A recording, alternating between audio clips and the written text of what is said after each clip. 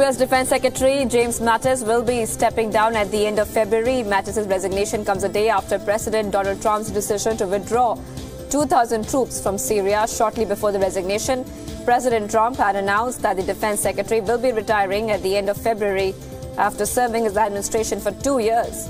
Mattis joins a long list of former Trump administration senior figures who have either quit or been removed.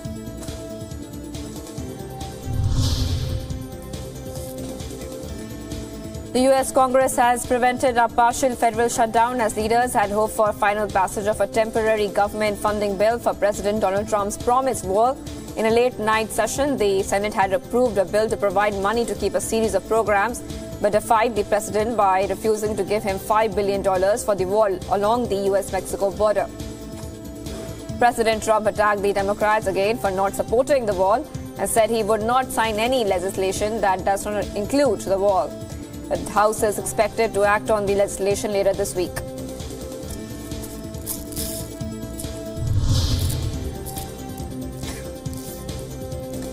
President Donald Trump has begun total withdrawal of U.S. troops from Syria, declaring their success in defeating Islamic State. The decision drew immediate criticism from different corners of the world, including his fellow Republicans.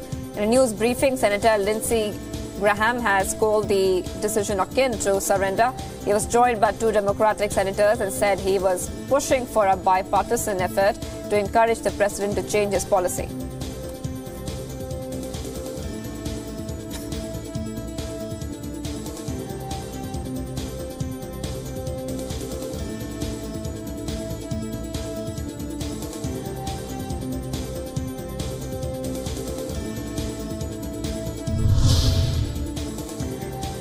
The U.S. told the UN Security Council that it was committed to the permanent destruction of Islamic State in Syria and would keep pushing for the withdrawal of Iranian-backed forces in the country. During a UN Security Council meeting on Syria, and U.S. diplomat Rodney Hunter did not specifically mention Trump's decision, and outgoing U.S. Syria envoy Staffan de Mistura, who will step down at the end of the year, made no mention of Trump's decision during his final briefing of the Security Council.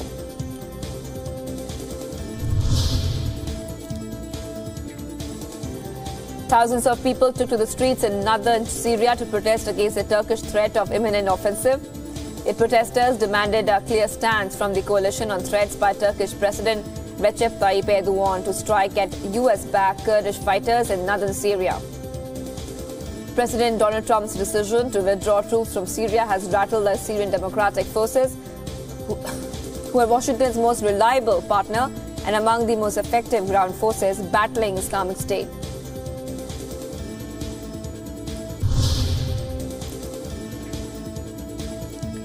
U.S. prosecutors have unsealed an indictment that charged 2 Chinese nationals with computer hacking attacks on a wide range of American government agencies and corporations, including the Navy and the space agency NASA.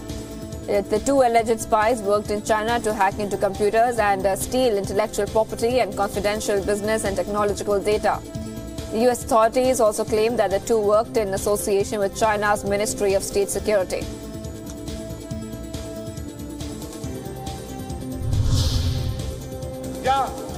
Зупиніться, я скажу. Колеги, зупиніться. Я прошу зараз.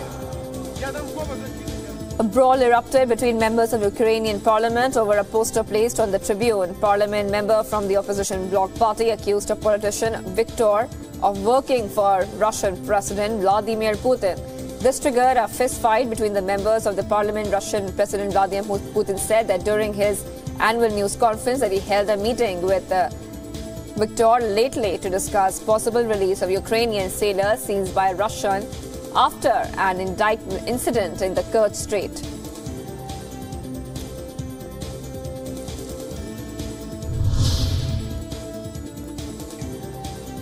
Night flight restrictions on London airports would be temporarily lifted to ease the strain on Gatwick Airport. Earlier, the Gatwick Airport had cancelled all flights after large drones were seen in its vicinity.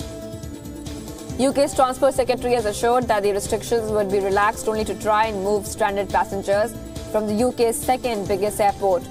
Britain had sent troops to Gatwick and police forces for the operators of the large drones which reappeared in the airfield every time the airport tried to reopen the runway.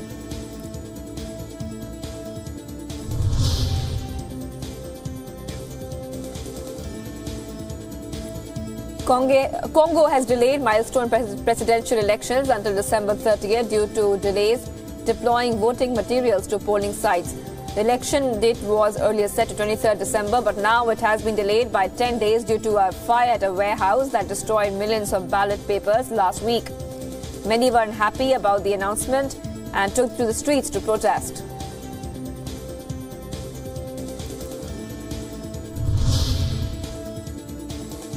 A major change in U.S. immigration policy. The U.S. will soon send non-Mexican migrants who cross the U.S. southern border back to wait in Mexico while their U.S. asylum requests are processed. Immigrant advocates and human rights experts have quickly denounced the policy change as illegal and violating the rights of refugees. The Mexican government has said that it will accept some of those migrants for humanitarian reasons.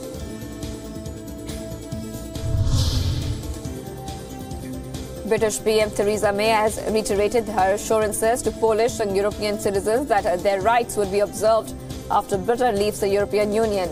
British Parliament, meanwhile, is breaking up for a 70-day Christmas recess with no decision on whether to approve the government divorce deal with the European Union. May had postponed the vote on the deal last week to avert heavy defeat, and it has been rescheduled for the week of January 14th. But opposition remains strong across the political spectrum.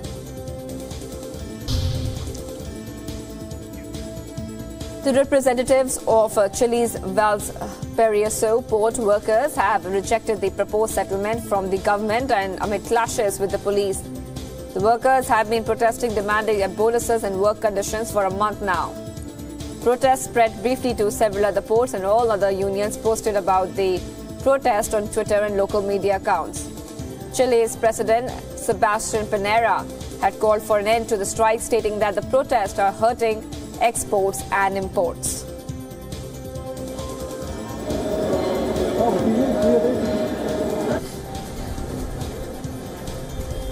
¿Hay algo para allá? Ah, sí, ya grabé. Sí. Pero como...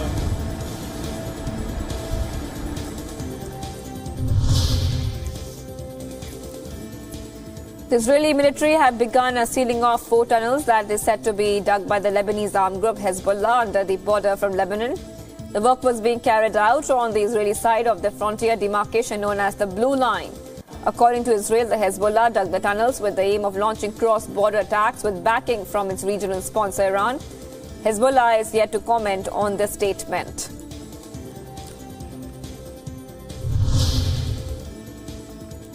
Two German lawmakers have called for the release of WikiLeaks founder Julian Assange. The lawmakers met with Assange at the Ecuadorian embassy in London, where he has taken asylum in 2012. Lawmakers have written to the UN and leaders of the UK and Ecuador saying that he should not be extradited to the US and instead taken safely to a new country. The parliamentarians were joined by Assange's biological father, John Shipton, who said his son's health was in decline.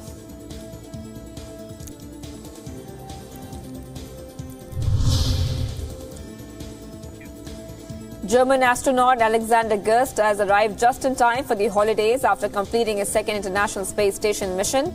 He's one of the 3 members of ISS crew who returned safely to Earth on a Russian Soyuz craft.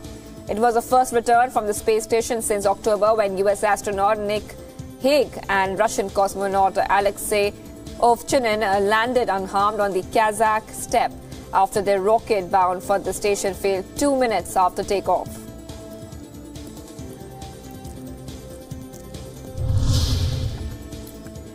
Russian President Vladimir Putin has hinted at marrying again at an annual press conference in Moscow. Vladimir Putin has said that he'd probably have to get married again, but did not say to whom. Putin was married to his first wife from 1983 until their divorce in 2013. Their daughters, Katrina and Maria, both in their early 30s, are not involved in politics and have stayed firmly out of the limelight.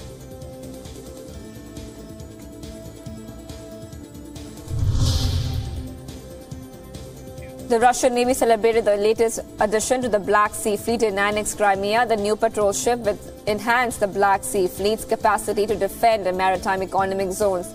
The vessel became the latest display of power in the contested waters around the Crimean Peninsula following Russia's seizure of Ukrainian naval ships in the Kerch Strait last month.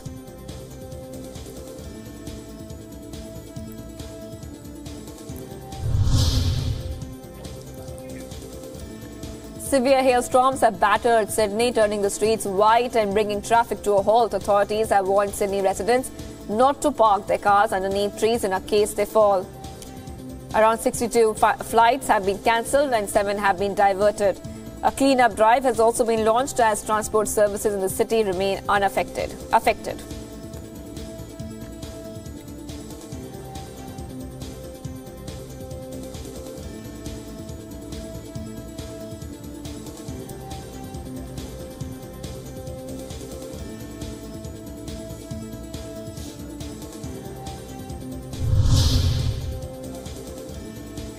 A 50-year-old man has been painting murals near the US-Mexico border with a message that reads, "On the other side, they also kill our children."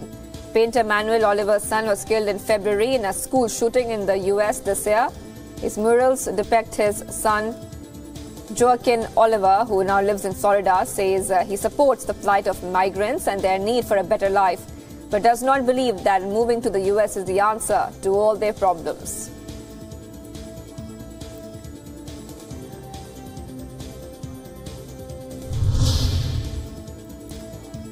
Former President Barack Obama surprised children at the Children's National Hospital in Northwest DC wearing a Santa hat and carrying gifts. Obama can be seen hugging and chatting with young patients and their families. And I had a chance to see all you guys. 17. It's so nice to meet you. Is this Mom over here? Hey, Mom. I'm sure You got the matching nails, but between the lip balm and the have you been a good girl? I know you have.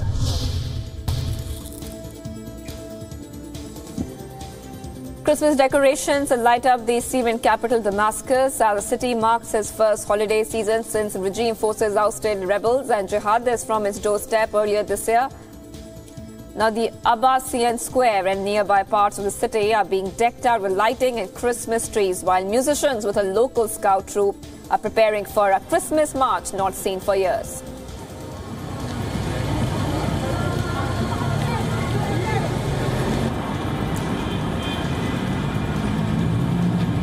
أو صورني الموبايل 1000